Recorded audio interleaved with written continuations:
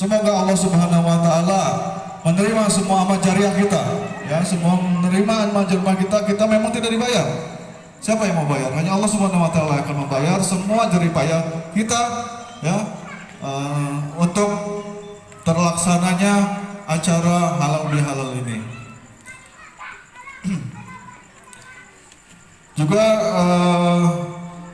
kami juga terhadap mungkin ada kekurangan, ya, kekurangan terhadap perencanaan, terhadap mungkin juga ala kadarnya, terhadap yang lainnya. Ya, kami mohon maaf dengan sebesar-besarnya jika ada kekurangan. Ya, kami juga mau memohon dibukakan pintu yang sebesar-besarnya karena kami juga masih belajar. Ya, mudah-mudahan acara nanti selanjutnya insya Allah itu akan berjalan dengan lebih baik lagi daripada ini, lebih besar lagi, lebih meriah lagi. Ya, karena juga pada kesempatan kali terhadap itu, makanya mungkin acara ini juga berjalan sederhana, ya, tapi tidak mengurangi rasa khidmat kita terhadap dan rasa syukur kita terhadap Allah Subhanahu wa taala untuk menyambut Hari Raya Idul Fitri 1441 Hijriah. Mungkin dari perwakilan panitia itu yang dapat saya sampaikan. Sekali lagi kami ucapkan sangat-sangat beribu-ribu terima kasih terhadap warga atas berjalannya acara ini dengan lancar. Baik, selanjutnya kita masuk ke acara selanjutnya, yaitu ada tausiah. Ya, sedikit tausiah untuk kita dengarkan, ya, kita resapi, ya, di mana momen halal bihalal ini, Hari Raya Idul Fitri ini, ya, bisa kita nikmati dengan rasa syukur kita terhadap Allah Subhanahu. Acara tausiah ini akan disampaikan oleh Ustadz Mudirin. Ya, ini juga yang tidak lain juga adalah warga kita. Menyampaikan tausiahnya. Waktu dan tempat kami persilakan.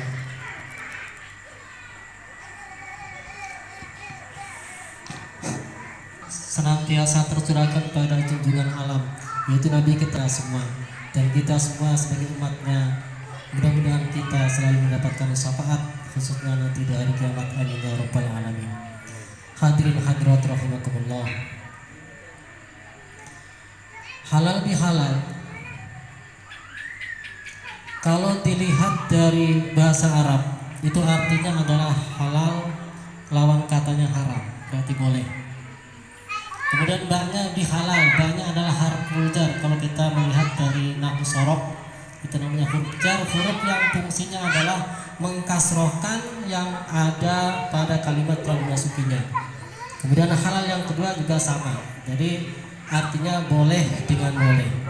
Nah, ini menurut apa bahasa Arab. Tetapi orang Arab sendiri itu tidak tahu makna yang ada di dalam halal bihalal itu. Kenapa tidak tahu? Karena mereka tidak mengerti isinya. Kenapa?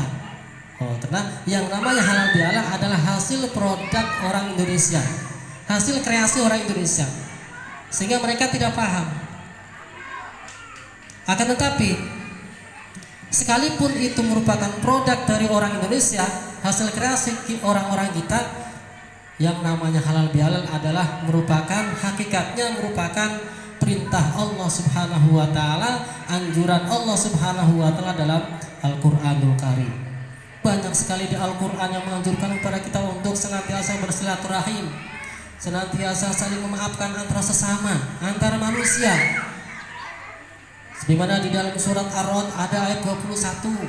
Kemudian di dalam surat Al-A'raf ada juga ayat 199. Di dalam surat Ali Imran juga ada di dalam ayat 133 sampai dengan 136. Dan banyak lagi ayat Al-Qur'an yang menganjurkan kepada kita untuk silaturahim ataupun saling memaafkan antara sesama manusia. Oleh karena itu, pada kesempatan ini saya akan membacakan sebuah ayat Al-Quran yang berkaitan dengan halal bihalal yang ada di dalam surat Ali Imran ayat 133. A'udzubillahi minasyaitonirrajim. Bismillahirrahmanirrahim. Wasari'u ila magfiratin mir rabbikum wa jannatin arduhas samawati wal ard uiddat lil muttaqin alladzina yunfikuna fis sarra'i wad dharra'i wal kadhimina al ghaidh wal 'afina 'anil nas wallahu yuhibbul muhsinin. Wa idza fa'alu fahisatan aw dhalamu anfusahum dzakarullah fastaghfiru lidunubihim wa may yaghfirud dzunuba illallah. Al-ayat. Ayatnya panjang ya, sampai 3 ayat ini Bapak Ibu semuanya. Jadi di dalam ayat ini menyuruh pada kita untuk bersegeralah kita semua mencari ampunan Allah Subhanahu wa taala dan surganya Allah Subhanahu wa taala yang luasnya seperti luasnya langit dan bumi. Dan ini diberikan kepada orang-orang yang bertakwa kepada Allah Subhanahu wa taala. Jadi di dalam ayat tadi menjelaskan bahwa orang-orang yang akan mendapatkan ampunan, yang akan mendapatkan surganya Allah Subhanahu wa taala itu ada 5 golongan. Pertama adalah alladzina yunfikuna fis sarra'i wad dharra. Orang-orang yang senantiasa menginfakkan hartanya di jalan Allah Subhanahu wa taala, baik dalam keadaan lapang, dalam keadaan bahagia, banyak uangnya, banyak materinya, ataupun dalam keadaan susah ataupun miskin. Kita senantiasa dianjurkan untuk senantiasa berinfak pada Allah Subhanahu wa taala. Lebih-lebih infak yang wajib. Infak kan ada 2 ya. Ada infak wajib, ada infak sunnah. Infak wajib yang biasa kita sebut dengan zakat. Zakat ada zakat fitrah, ada zakat mal, ya. Jadi kalau kita zakat fitrah kemarin alhamdulillah sudah kita tunaikan semua, dan zakat mal, nah ini bagi yang sudah punya harta 1 nisab, maka harus menunaikan zakatnya, itu namanya zakat mal. Kalau tidak, maka berarti sama dengan kita mencuri terhadap harta fakir miskin. Karena di samping harta kita, disitulah ada hak fakir miskin yang harus kita berikan ke mereka. Jadi kalau kita tidak memberikan, berarti nanti balasannya adalah Allah akan memberikan balasan pada orang-orang yang kikir dalam berzakat. Nanti Allah akan menjadikan hartanya dikalungkan di lehernya, yaitu berupa ular yang besar. Ini ada di dalam Al-Quran. Cuma ayatnya saya lupa, maaf. Hadirin hadirat rahimakumullah. Kemudian ada zakat sunnah atau infak yang biasa kita kenal ataupun sodako. Dan ini pahalanya banyak sekali sebagaimana di Al-Quran itu dijelaskan, matalul ladina yunfikuna amwalahum fi sabilillah kamathali habbatin ambatat sab'a sanabila fi kulli sumbulatin mi'atu habbah. Perumpamaan orang-orang yang menginfakkan hartanya di jalan Allah itu bagaikan 1 biji. Kemudian 1 biji itu tumbuh 7 tangkai. 1 tangkai itu ada 100 biji. Berarti 100 kali 7 berapa? Itu pahala bagi orang yang menginfakkan hartanya ke jalan Allah Subhanahu wa taala, apalagi infak yang wajib.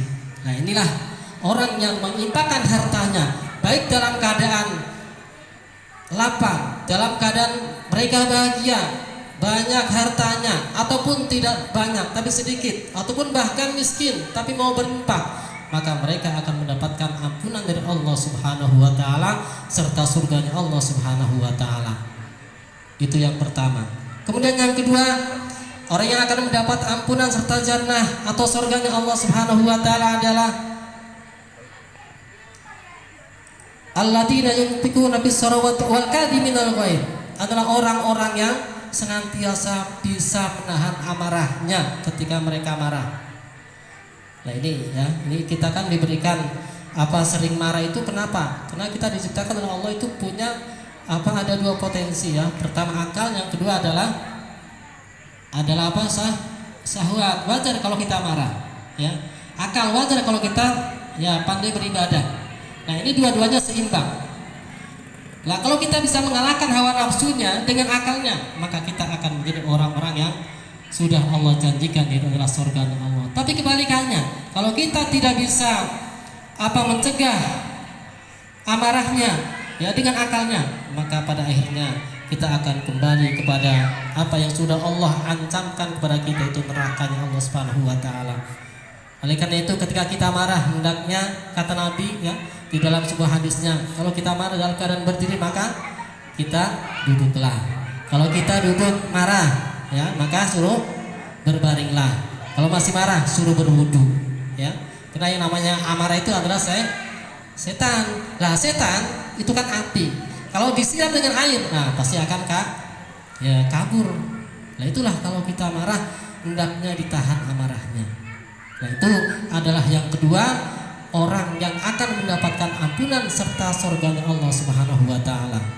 Kemudian yang ketiga adalah orang yang akan mendapatkan ampunan serta surganya Allah, wal afina 'anin nas, orang-orang yang senantiasa memaafkan terhadap manusia atau saling memaafkan terhadap sesama manusia.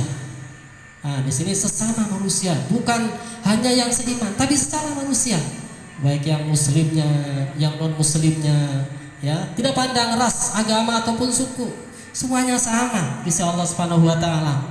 Allah beritakan kepada kita untuk silaturahim, kemudian juga untuk saling memaafkan antar sesama kita. Sehingga kalau kita saling memaafkan akan terciptalah keharmonisan, keamanan, kedamaian, ketenangan, khususnya di lingkungan kita. Insya Allah dengan adanya halal bihalal ini, kita nanti ya di warga kita di sini, insya Allah tercipta kedamaian, keamanan, khususnya lingkungan kita, ya. Nah, itu adalah tujuan kita dalam mengadakan halal bihalal, agar kita kembali kepada fitrah kita, yaitu kesucian. Hadirin hadirat rahimakumullah. Tadi yang ketiga tadi adalah orang-orang yang senantiasa bersilaturahim dan juga saling memaafkan antara sesama. Mumpung kita masih ada orang yang menjadi oleh kita minta maaf pada mereka, ya. Jadi jangan kita itu orang yang masih ada tapi nggak mau minta maaf. Nah, ini kata Rasulullah SAW, jangan kita jadi orang yang muplis. Apa itu muplis? Orang yang pailit, ya. Nah, sehingga pada saat itu sahabat Rasulullah SAW bertanya kepada beliau, mal muplis ya Rasulullah, apa itu muplis wahai Rasulullah? Kemudian Rasul menjawab, muplis adalah orang yang di alam dunia banyak amal solehnya, kemudian meninggal juga banyak amal solehnya. Mereka banyak sekali amal solehnya, sholatnya sempurna, zakatnya juga sempurna, dan lain sebagainya. Tapi dia itu mempunyai kedoliman pada orang lain, pernah nyakitin orang lain, pernah ngomongin orang lain, pernah gibah terhadap orang lain, sehingga mereka yang terdolimi itu pada saat itulah nanti akan menagih hutangnya kepada orang yang meninggal tadi, yang membawa amal banyak. Nah, kemudian satu persatu meminta kepada yang mendolimi tadi, pada akhirnya lama kelamaan habis amalnya itu, sehingga dia pada akhirnya menjadi orang yang pahit, ya, tidak punya apa-apa. Bahkan ketika dia tidak punya apa-apa, nah, kemudian masih ada orang yang menagih juga, ya, sehingga pada akhirnya kesalahan orang yang terdolimi tadi dikembalikan atau diberikan kepada orang yang mendolimi. Itulah orang yang pahit seperti itu. Oleh karena itu, ya, mumpung kita masih ada di alam dunia dan orang yang masih ada, ya, kalau seandainya kita berbuat kesalahan, menyakiti hati orang lain, atau kita mari dengan momen halal bihalal ini kita saling meminta maaf, ya. Kalau kita masih punya istilah kekerabatan, ya, kita silaturahim, ya, kepada mereka. Insya Allah dengan kita itu meminta maaf kepada mereka, Allah akan mengampuni terhadap kita semua.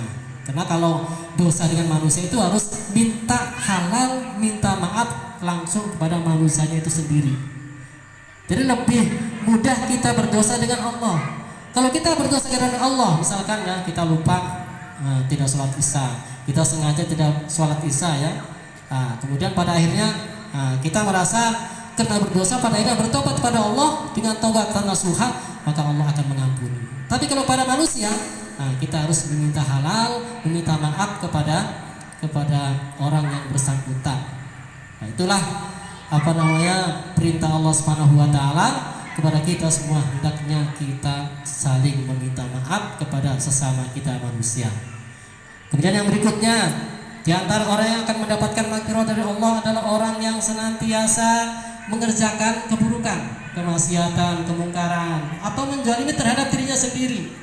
yang harusnya puasa tidak puasa, yang harusnya puasa penuh sebulan tapi hanya separuh. Itu berarti menzalimi terhadap orang lain, terhadap dirinya sendiri. Ya. Ketika kita menzalimi terhadap dirinya sendiri ataupun berbuat fahisah, kemungkaran, maka hendaklah kita berzikir pada Allah, kita ingat pada Allah akan ancamannya, akan apa yang akan kita dapatkan ketika kita melaksanakan itu. Kemudian setelah itu kita istighfar pada Allah, astagfirullahaladzim. Nah, insya Allah dengan itu semua Allah akan mengampuni dosa-dosa kita semua, ya. Nah, itulah kesimpulan yang ada di dalam ayat ini, bahwa ada 5 golongan yang akan mendapatkan maghfirah serta surga Allah Subhanahu wa taala. Pertama adalah orang yang menginfakkan hartanya di jalan Allah, baik dalam keadaan lapang ataupun tidak lapang. Yang kedua adalah orang yang senantiasa menahan amarahnya. Yang ketiga adalah orang yang senantiasa bersilaturahim ataupun saling memaafkan antara sesama kita. Kemudian yang keempat adalah orang yang senantiasa melakukan kemaksiatan. Kemudian yang kelimanya adalah orang yang senantiasa melakukan kezaliman terhadap dirinya sendiri. Maka ketika itu dilakukan, hendaklah ingat pada Allah, hendaklah istighfar pada Allah Subhanahu wa taala. Oleh karena itu dikuatkan dengan sebuah ayat yang lain, ya, yaitu adalah ulaika jazaohum maghfiratum mir rabbihim wa jannat. Mereka itu adalah balasannya maghfirah dari Allah dan surga Allah Subhanahu wa taala, yang di bawahnya terdapat sungai-sungai yang mengalir, dan sebaik-baiknya tempat adalah surganya Allah Subhanahu wa taala. Nah, itulah yang mungkin saya bisa sampaikan. Mudah-mudahan ada manfaatnya. Kurang lebihnya mohon maaf. Wassalamualaikum warahmatullahi wabarakatuh. Waalaikumsalam.